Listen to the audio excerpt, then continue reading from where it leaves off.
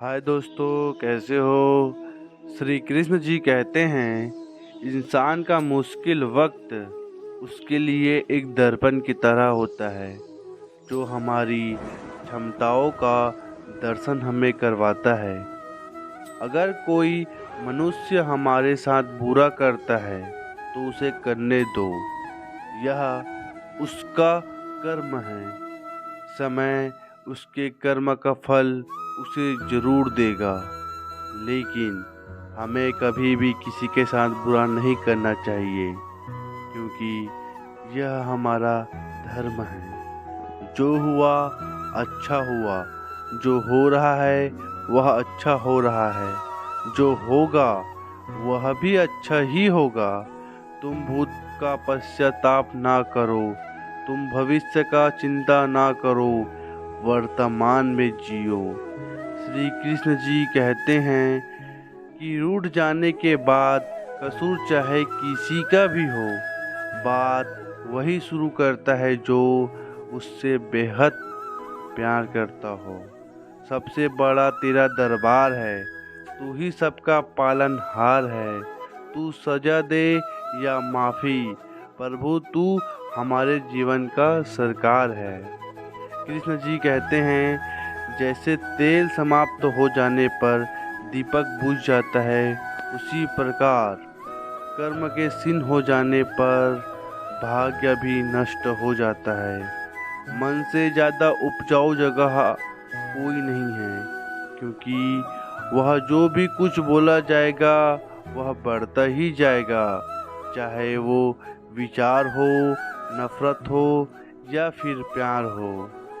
मुश्किल केवल बेहतरीन लोगों के हिस्से में आती है, क्योंकि वही लोग उसे बेहतरीन तरीके से अंजाम देने की ताकत रखते हैं। जब जब धरती पर अत्याचार और पाप बढ़ेगा, धर्म की हानि होने लगेगी, तब तक मैं इस धरती पर अवतार लेता ही रहूँगा। यदि किसी व्यक्ति के मन रूपी पात्र में किसी प्रति विश्वास नहीं है तो वहाँ प्रेम भी नहीं ठहर सकता।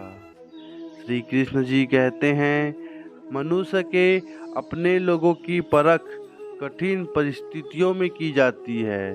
उसी दौरान उसे ज्ञात होता है कि कौन उसका अपना है और कौन उसका पराया।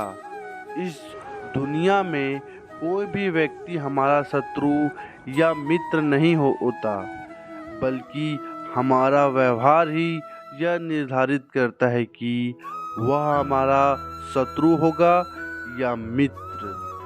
जब आप किसी अच्छे इंसान के साथ विश्वासघात करते हैं या उसे धोखा देते हैं तो यह हीरे को त्याग कर पत्थर को अपनाने जैसा होता है। श्री कृष्ण जी कहते हैं, इस संपूर्ण संसार में सब कुछ ईश्वर के द्वारा प्रदान किया जाता है। ऐसे में यदि किसी जीव को चोट पहुंचाते हो तो आप मुझे खुश कैसे कर सकते हो। अगर बुरे लोग समझने मात्र से समझ जाते तो कदाचित महाभारत का युद्ध नहीं हुआ होता।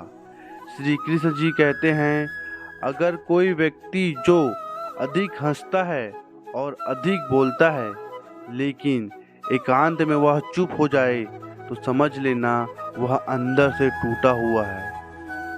व्यक्ति को स्वयं की योग्यता पर कभी घमंड नहीं करना चाहिए, क्योंकि पत्थर भी वजनदार होने के बावजूद जब पानी के संपर्क में आता है तो डूब ही जाता है। ईश्वर अगर किसी मनुष्य को उसके भाग्य से मिलवाने में काफ़ी इंतजार करवाते हैं तो समझ लेना कि उस व्यक्ति को उससे ज़्यादा मिलने वाला है जितना वह ईश्वर से मांगा हो। श्री कृष्ण जी कहते हैं, जीवन न भविष्य है और न ही भूतकाल। जीवन तो केवल इसी पल की कहानी है जो आप अभी जी रहे हो। बोलो राधे राधे। जय श्री कृष्णा।